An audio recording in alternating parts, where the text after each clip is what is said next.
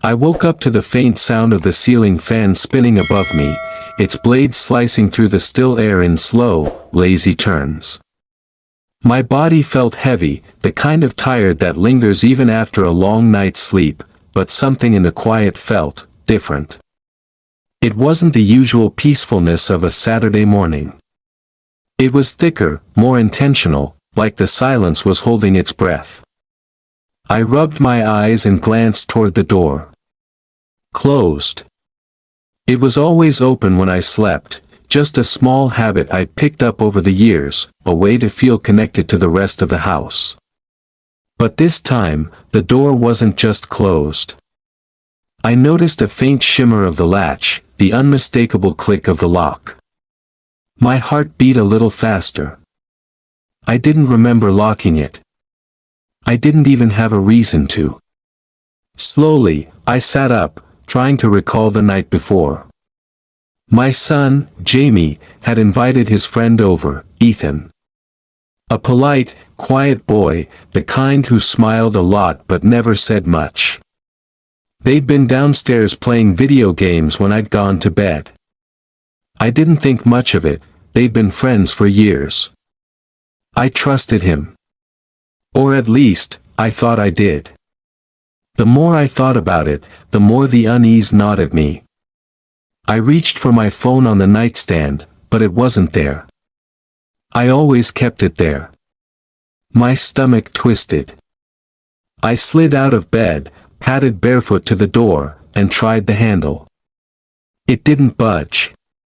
That's when the realization hit me, not only was the door locked from the outside, but someone had done it while I was asleep. A strange chill ran down my spine. Why would anyone do that? I pressed my ear against the door, listening for movement in the hallway. Nothing. Just that heavy, deliberate quiet.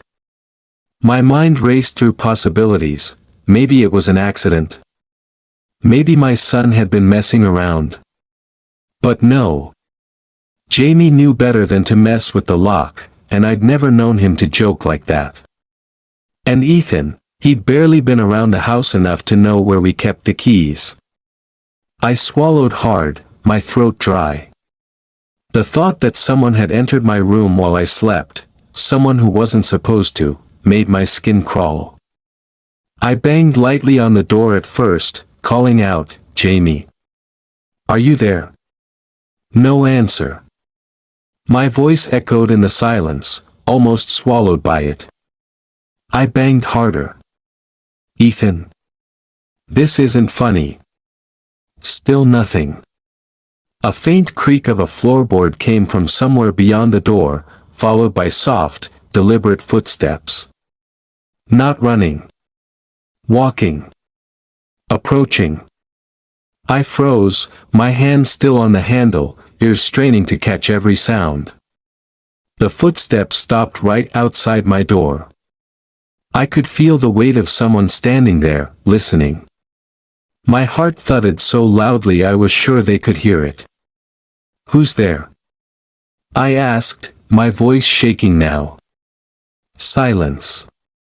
Then, the faint sound of fingers brushing against the wood, a slow drag near the lock. My breath caught. I wanted to back away, but my legs wouldn't move. The lock clicked softly, and the door opened just an inch, enough for me to see a sliver of the hallway. It wasn't bright. The curtains must still be drawn. And in that thin gap, I saw it, Ethan's face. Blank. Unsmiling. His eyes locked on mine in a way that made my stomach churn. He didn't say a word, just stood there, holding my phone in his hand. I couldn't find my voice. My mind screamed to ask him why, to demand an explanation, but my throat refused to form words. He stepped inside, closing the door quietly behind him, and for the first time in years, I realized I didn't feel safe in my own home. Something about his presence, the way his gaze didn't waver, told me that nothing about this morning was an accident. This wasn't a prank. This was deliberate. I backed up until I felt the edge of the bed press against the back of my legs, but he didn't move closer. He just stood there, watching me, the faintest hint of a smile tugging at the corner of his mouth, like he knew something I didn't, and it was only a matter of time before I'd find out. And in that moment, I knew one thing with absolute certainty: whatever happened next, nothing in my life would be the same again. My voice finally returned, but it came out thin and shaky, barely more than a whisper. "Ethan, what are you doing?" He didn't answer right away. His fingers tapped lightly on my phone, the sound too loud in the oppressive quiet. Then, without looking away from me, he set it down on my dresser, slowly, deliberately, like he was placing something fragile. I could hear my own breathing, quick and uneven. Every part of me screamed to tell him to leave, to call Jamie, to do something, but the air in the room felt thick, like it was pressing down on me, making it hard to think clearly. He finally spoke, his voice low and strangely calm. "I didn't want you to wake up yet." That sentence alone sent a shiver up my spine. I tried to mask my fear with anger. "You locked me in my own room. You took my phone. That's not okay." But he just tilted his head, studying me, as if he was measuring my reaction. I thought about shouting for Jamie, but a heavy unease in my gut stopped me. Something about Ethan's calm made me think he wasn't afraid of being caught. In fact, it was almost as if he wanted me to be trapped with him in that moment. "Where's Jamie?" I asked, trying to keep my tone steady.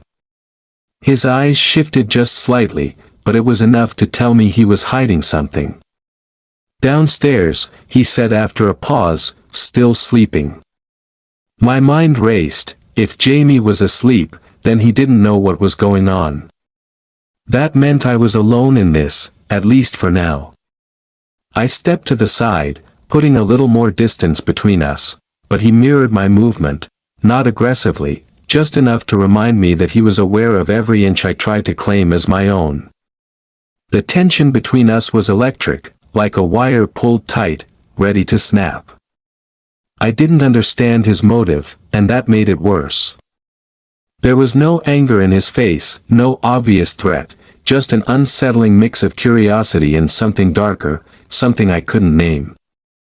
I tried to defuse the situation. "Unlock the door, Ethan. We can talk about whatever this is downstairs, okay?" For a moment, I thought he might agree. He glanced toward the door, then back at me, his eyes softening ever so slightly. But instead of unlocking it, he stepped closer. My pulse spiked, and instinctively I backed up, my calves pressing against the bed again. He lowered himself to sit on the edge of it, his hands resting loosely on his knees. "You never notice me," he said quietly, almost like it wasn't meant for me to hear. I blinked at him, confused. "What are you talking about?" His lips twitched into something that wasn't quite a smile. "I've been coming here for years. You say hi, you make snacks, you ask how school's going, but you never really see me." His words carried a strange weight, and suddenly I realized this wasn't random. This was planned. He'd been thinking about this moment long before it happened. I swallowed hard, trying to read his expression, but it gave me nothing solid to hold on to. I wanted to tell him he was wrong, that of course I noticed him, but the truth was, I'd never thought much beyond him being my son's quiet friend.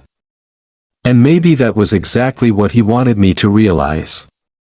My eyes darted toward the dresser where my phone sat. If I could get to it, maybe I could call someone. But Ethan's gaze followed mine, and he reached back without looking, sliding the phone into his pocket again. "Not yet," he murmured. That simple phrase made my blood run cold. Not yet. Which meant there was a next step in his mind, something he was waiting for. My hands clenched at my sides. "Ethan," I think you should go downstairs and, he cut me off with a sharp shake of his head. I'm not leaving until you understand. His voice was steady, almost too calm, but I could hear something underneath it, a low tremor, like his own emotions were fighting to stay buried. I realized then that whatever this was, it wasn't just about me. There was something broken in him, something fragile and unpredictable, and I was trapped in a room with it. I glanced toward the window, thinking briefly about escape, but the distance between us was too small. He'd stop me before I got there. My heartbeat pounded in my ears. All I could do was stand there, waiting for his next move, hoping that Jamie would wake up soon, and terrified of what Ethan might do before that happened. Ethan's eyes never left mine, and the way he watched me made the room feel smaller than it really was, as if the walls were slowly inching inward. The silence between us had grown heavy, so heavy that every small sound seemed amplified, the creak of the mattress under his weight, the faint hum of the ceiling fan, the quiet thud of my heartbeat against my ribs. I kept my voice low, careful. Ethan, if you're upset about something, we can talk. But locking me in here isn't going to help. He leaned forward slightly, resting his elbows on his knees, and there was a strange calmness in his face that didn't match the situation at all. It's not about helping. It's about you hearing me. Really hearing me. His tone was steady, but there was a sharp edge under the words, like a blade pressed just hard enough to warn you it could cut. I stayed still, not wanting to provoke him, but inside my mind was running a mile a minute. I tried to think about where Jamie was, if he really was asleep, how far away his room was from mine, whether I could yell loud enough to wake him. But Ethan must have read my thoughts because he smirked faintly and said, "You can scream if you want, but he's not going to hear you." My stomach dropped. "What do you mean?" I asked, my voice tightening. He didn't answer right away, and that pause was worse than any words could have been. Finally, he said, "I made sure of it." A cold wave washed through me, my hands instinctively curling into fists at my sides. I didn't know what he meant exactly. Had he closed Jamie's door, turned up some noise? Or, something worse? The possibilities clawed at me. "Ethan, where is Jamie?" I demanded, trying to sound firm even though my voice was trembling. He looked up at me, his expression unreadable. "Safe. For now." The deliberate way he said it made my chest tighten. Every muscle in my body was tense, but I forced myself to keep eye contact, trying to find any sign that I could reason with him. I thought about stepping toward the door, maybe rushing past him, but he seemed to sense it before I even shifted my weight. He straightened, his hand slipping casually into his pocket where my phone now sat, like he was reminding me of who had control here. I hated how powerless I felt. "Why are you doing this?" I asked, my voice breaking slightly despite my best effort to keep it even. He exhaled slowly, as if he'd been waiting for me to ask. "Because you don't understand what it's like to be invisible," he said, his tone almost soft, almost vulnerable, but still layered with something unsettling. "You see me as your son's friend. That's all. But I've been watching you for years. Watching this house. Watching how you live, how you move, how you talk to people. And I started wondering if you ever noticed me the way I noticed you." His confession sent another shiver up my spine, but it also made me realize this wasn't some random burst of impulse. He'd been building up to this moment for a long time. He was too calm, too deliberate. I tried to step into that small crack of vulnerability, hoping I could turn it into a way out. "Ethan, you don't have to do this to be seen. You can just talk to me, like this, without—" "No," he interrupted, his voice suddenly sharper. "Talking doesn't work.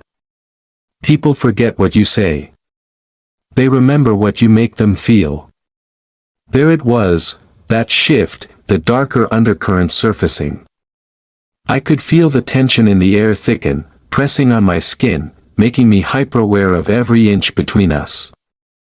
He stood slowly, and the way he moved was deliberate, almost like he was testing my reaction.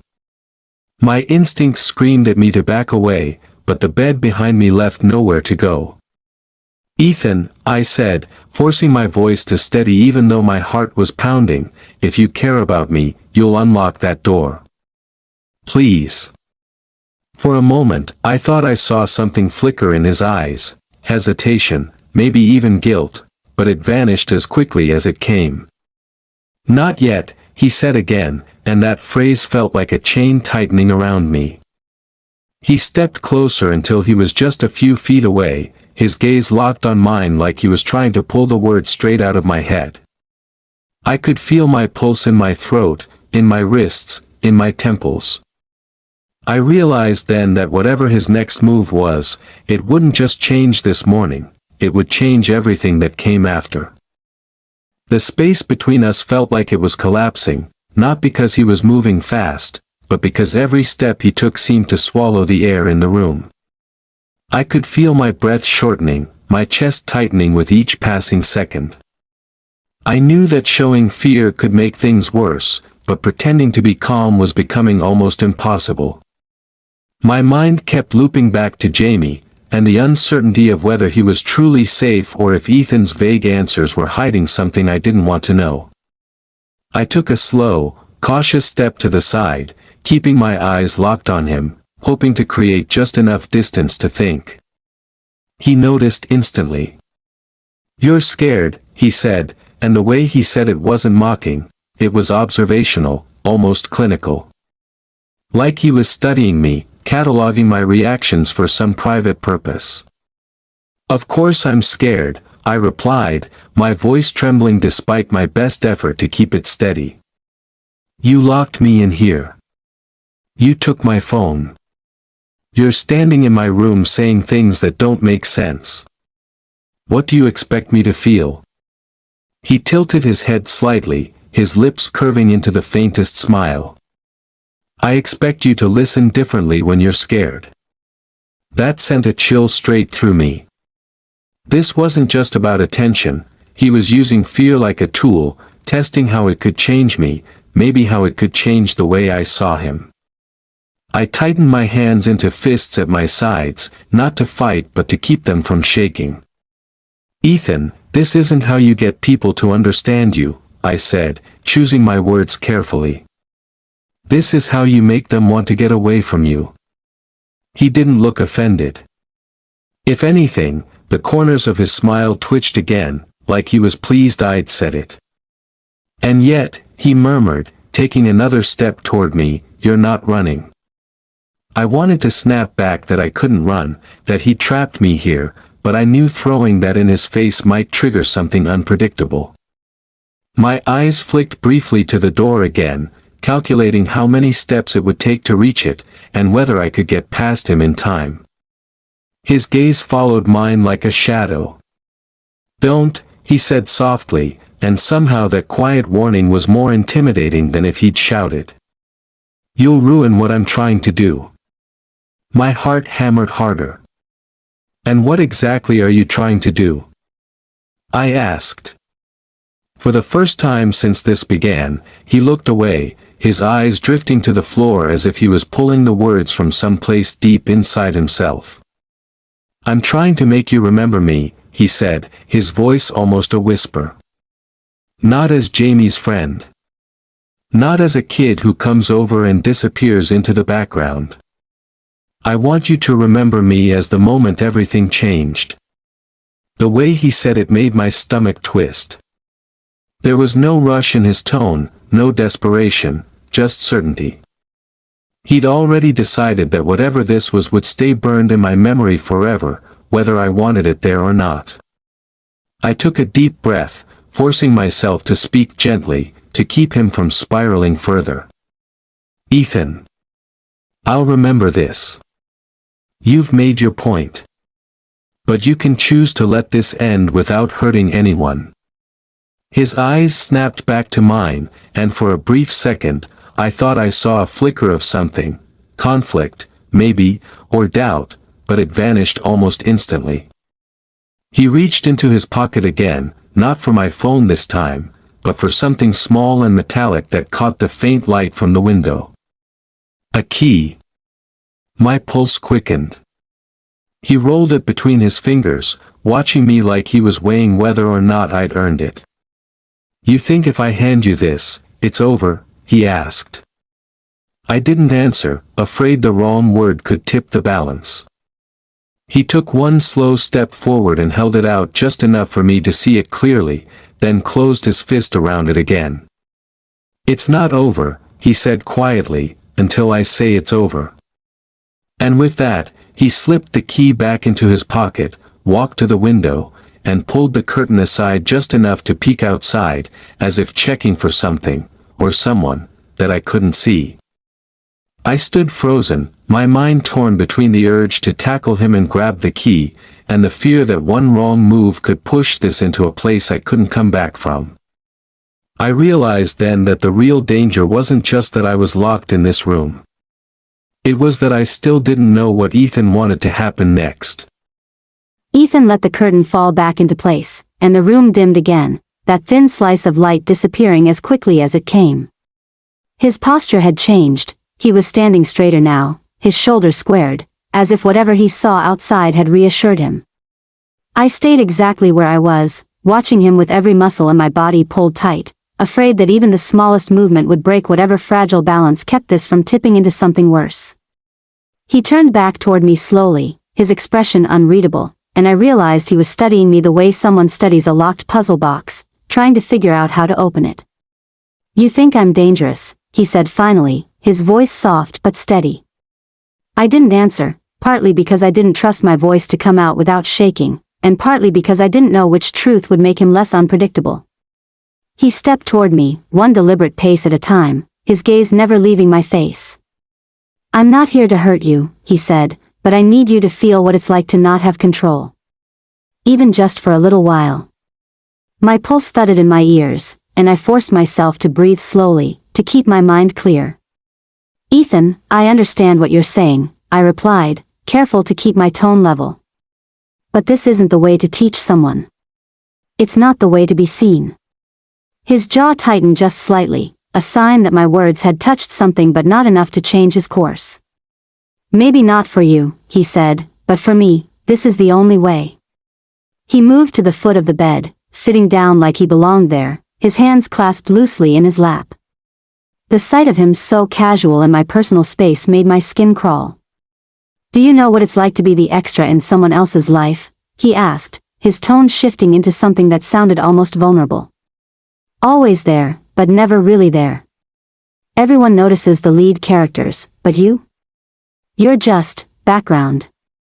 I knew he was fishing for understanding, maybe even sympathy, but I was also aware that showing too much of either could encourage him to stay longer. "Ethan, you're not background to Jamie," I said, trying to steer the focus away from me. "You're his best friend. That means something." He let out a quiet laugh, but there was no humor in it. "To him, maybe. But not to you." His eyes locked onto mine again, and the weight of his stare felt like it was pinning me in place. "Do you know how many times I've been in this house, in this room, and you didn't even look at me twice?" My stomach turned. The thought of him in my room without me knowing sent a cold shiver down my spine. "What do you mean, in this room?" I asked carefully, though a part of me wasn't sure I wanted the answer. He leaned forward slightly, resting his elbows on his knees, his voice dropping to a near whisper. "You think this is the first time I've been here while you slept?" The words hit me like ice water. My mind instantly replayed every night I'd thought I was alone, every time I'd brushed off a sound in the hallway, every shadow I'd dismissed as my imagination. The room suddenly felt smaller, darker, suffocating. "Ethan," I began, but the rest of the sentence caught in my throat. He straightened again, his expression unreadable, and for a moment, the silence between us was so deep I could hear the faint ticking of the clock on my nightstand. I realized then that the fear I was feeling wasn't just for myself anymore. It was for what else I might discover if he kept talking. "I want you to remember this," he said finally, his voice calm but final. "Not just today. Not just me. I want you to remember that sometimes the people you think you can ignore are the ones who know the most about you." He pulled the key from his pocket again, letting it dangle from his fingers just long enough for me to think he might hand it over, then closed his hand around it and slipped it back into his pocket with a faint smirk. The gesture felt deliberate, a reminder that every second of this was on his terms. I kept my breathing steady, but inside I could feel panic coiling tighter and tighter, because I was starting to understand something I hadn't before. Ethan didn't just want to be noticed. He wanted to change the way I thought about him forever, and he wasn't leaving until he believed he had. Morning came slower than usual, the kind that seeps into the skin before it touches the sky. I was already awake when Cal stirred beside me, his hand grazing my arm before he realized I wasn't asleep. He didn't say anything. Just lay there for a moment longer, his breathing steady but shallow. James was already up, his absence creating a hollow space in the truck. I heard him outside, talking to someone on the phone, his voice low, sharp at the edges. I couldn't make out the words, but the tone told me enough. Something was off.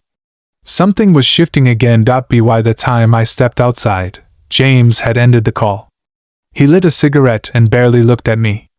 "We're hauling a double load tomorrow. Means we'll be back on the road in 2 days tops." I nodded, unsure if he was informing me or warning me. Cal joined us a minute later, slipping his hoodie on, eyes darting between us. "Everything all right?" he asked. James didn't answer right away. Just took another drag. "Yeah. Just timing's tight." That silence crept in again, coiling around us like fog, thick and hard to breathe through. We spent most of the day wandering around the edge of the city. No destination, just motion. We visited a small truck supply store, grabbed lunch from a corner stand, and walked through a quiet park where no one paid us any attention. Still, something inside me was unraveling. I could feel it every time our hands almost touched and then pulled away. Every time James looked like he wanted to say something but didn't. Every time Cal smiled but didn't meet my eyes. The space between us was growing, and no one had the courage to name it. That night, back in the truck, Cal sat beside me while James took a long shower inside the rest stop. The hum of distant traffic and the soft clicking of Cal's thumb tapping his knee filled the silence. Then he finally spoke, barely above a whisper. "You know I care about you, right?" I turned to look at him, my chest already tightening. "I do," I said quietly. He nodded, then looked down. "It's not just about love. It's about what kind of life we can actually build. And I don't know if we know how to build one with 3. I tried to breathe evenly, but the weight of his words pressed down hard. "You're saying this has to end?" He looked up quickly. "No. I'm saying we're lost. And if we keep driving blind, we're gonna crash." When James returned, he seemed calmer, but distant. He slid in beside me, kissed my temple, but his eyes were far away. I couldn't help but feel like they had already made a decision I hadn't been part of. Later, as we lay down together, wrapped in the usual tangle of arms and shared breath, I felt something inside me slip. Not love. That was still there, beating loud. But certainty. And without certainty, even the softest moments started to sting. James spoke into the dark, his voice rough with something he didn't try to hide. "We don't want to hurt you. That's the last thing we want." I closed my eyes, swallowing hard. "Then don't." Cal squeezed my hand, but didn't speak. And I knew, in that moment, they were already trying to protect me from a future they couldn't promise. That night, sleep didn't come. I just lay there, memorizing the shape of their breathing, the rhythm of their warmth, the sound of everything I was scared to lose. Ethan's smirk lingered for a moment before fading into a look that was harder to read, something between satisfaction and calculation. He stood and began pacing the room slowly, his footsteps measured, his eyes drifting over every surface as though cataloging the space. It was unnerving to watch him scan my belongings, my walls, the corners of my private life, like he was memorizing it all. Every time his gaze passed over me, it felt like a quiet reminder that I was part of whatever mental map he was drawing. I stayed still, tracking his movements, my mind working desperately for any opening, any possible way to get that key from him without setting him off. But every time he passed within arm's reach, there was an intentional awareness in his body language, his stance ready, his pocketed hand curled around the key like a silent warning. He stopped near the dresser and trailed his fingertips along its surface before picking up a small photo frame. My throat tightened. It was a picture of Jamie and me from a few years ago, taken on a beach trip. He stared at it for a long moment, and I couldn't tell if it was admiration, envy, or resentment shaping his expression. "You always look so happy here," he said quietly, not looking at me. "Like you have everything you need." I didn't answer right away, because I could hear the tension beneath the words. This wasn't just about being seen, there was bitterness in his tone, something personal that had been festering for a long time. "Ethan," I said carefully, "if you're hurting, there are other ways to talk about it. You don't have to do this." He finally set the frame back down, but not before glancing at it one last time. "You wouldn't have listened any other way," he replied. "People like you only notice when your comfort is threatened." That landed like a blow, because part of me wondered if there was truth in it. Had I really overlooked him that much? But I pushed the thought away, this wasn't the time to question myself. He walked toward the window again and peeked out between the curtains, holding them just enough for a sliver of light to hit his face. I noticed the way his eyes scanned side to side, searching for something. "Is someone coming?" I asked cautiously. He let the curtain fall but didn't answer right away. "No one's coming," he said finally. "And if they did? I'd know before you did." The casual way he said it made my chest tighten. It was as if he'd thought of everything, every sound, every possibility, every way to keep control. The realization was suffocating. My mind kept drifting back to Jamie, and I decided I had to try again. "Please tell me where Jamie is," I said, my voice firm this time. Ethan's gaze shifted back to me, and for a second, there was an unmistakable spark of irritation. "Why do you keep asking?" he said, stepping closer again. "Do you think I'd let anything happen to him?" His tone was sharper now, and I realized that pushing too hard might make him lash out. I forced myself to ease my voice. "I just need to know he's okay." He stared at me for a long beat, his jaw tight, before finally saying, "He's fine. He doesn't even know I'm in here." That gave me no comfort, because it meant Ethan was still the only one in control of how and when this would end.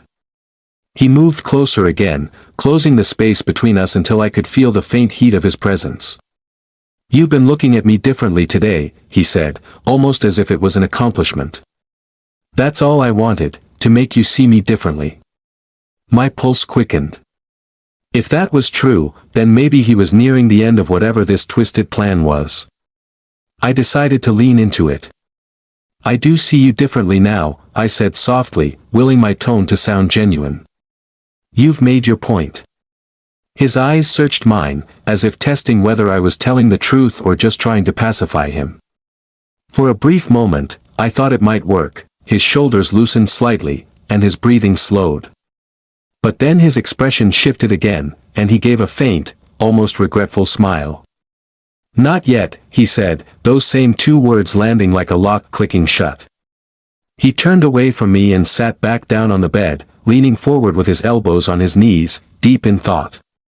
I stood frozen, my heart pounding, realizing that the longer this dragged on, the more unpredictable he became. And the more unpredictable he became, the less sure I was that I'd be able to get out of this without something breaking, either in him, or in me. Ethan's gaze stayed fixed on me, unblinking, as if he were waiting for some unspoken cue to decide what would happen next. The air in the room was thick, every breath I took feeling heavier than the last. My mind was racing, trying to map out any path that would get me out of here without setting him off, but each possibility ended with him standing in the way, physically, emotionally, or both. He shifted slightly, pushing himself away from the door, and the sudden change made my heart jolt. He moved closer again, each step slow but deliberate, his presence filling the space until I could feel the faint warmth radiating from him. "You don't understand yet," he said quietly, his voice calm in a way that was more unnerving than if he'd been shouting. "This, right now, this is the moment that's going to stay with you forever. Long after I'm gone, you'll think about this. You'll remember what it felt like to have your whole morning stolen from you." My stomach churned, but I forced myself to keep my eyes on his, to not let him see me look away. "And then what?" I asked, trying to sound steady even as my voice wavered. "You just walk away and expect me to, what?" "Thank you." His mouth curved into something between a smile and a grimace. "No. I expect you to carry me with you. Every time you hear my name, every time you see Jamie, you'll remember me standing here." The way he said it made it clear this was the core of it, not revenge, not even anger, but a desperate need to exist permanently in my memory. He pulled the key from his pocket then, holding it between two fingers, the metal catching the dull light from the window. For the first time since he'd walked in, I felt a flicker of hope, but it was tempered by the way he just stood there, turning it slowly in his hand as though deciding whether or not I deserved it. I took a slow step forward, my voice softer now. "You've made your point, Ethan. I'll never forget this. But the way you end it will matter too. You can still choose to walk out of here knowing you didn't hurt anyone." He tilted his head slightly, studying me as if weighing the truth in my words. For a moment, the silence stretched so thin that I thought it might finally snap, and I braced myself for either the sound of the lock turning or something far worse. Then, with a small, almost reluctant exhale, he stepped to the side and reached behind him to unlock the door. The click of the latch was louder than it should have been, echoing in the tense air between us. He didn't hand me the key, he just placed it on the edge of the dresser and backed away toward the doorway. His eyes stayed on mine, and there was something in them I couldn't name, pride, maybe, but also a shadow of uncertainty, as if he wasn't entirely sure whether he'd gotten what he came for. I stayed where I was, every instinct telling me not to move too quickly. He lingered for a moment longer, his hand resting lightly on the doorframe, then finally stepped out into the hallway. I didn't rush after him. Instead, I waited until I heard his footsteps moving down the stairs, each one slower than the last, until the house fell into a heavy, unnatural quiet. My knees felt weak as I reached for the key, my fingers trembling as they closed around it. The cool metal felt almost unreal after everything that had happened, as if holding it should make me feel free, but instead it just reminded me of how easily that freedom had been taken away. I unlocked the door fully and stepped into the hallway, my eyes darting toward Jamie's room. I wanted to run in and make sure he was okay, but part of me hesitated, afraid of what I might find, or of what Ethan might have left behind in his wake. I listened for any sound from downstairs, but there was nothing, no voice, no movement, not even the creak of the floorboards. It was as if he'd vanished entirely, leaving only the echo of his presence behind. And as I stood there, gripping the key in my shaking hand, I realized that's exactly what he'd wanted, not just to be remembered, but to become a shadow I'd never be able to shake, no matter how many times I told myself this was over. Because deep down, I knew it wasn't. Not really. If this story gripped you, make sure to subscribe and turn on the notification bell so you don't miss the next one. Your comments mean more than you think, share your thoughts below and let's talk about it. If you've ever experienced a moment that changed everything in an instant, your story could help someone else feel less alone. And if you think someone you know would be drawn into this as much as you were, share it with them. The more we talk about these moments, the more we understand how they shape us. Thank you for watching, and stay tuned, there's always another story waiting to be told.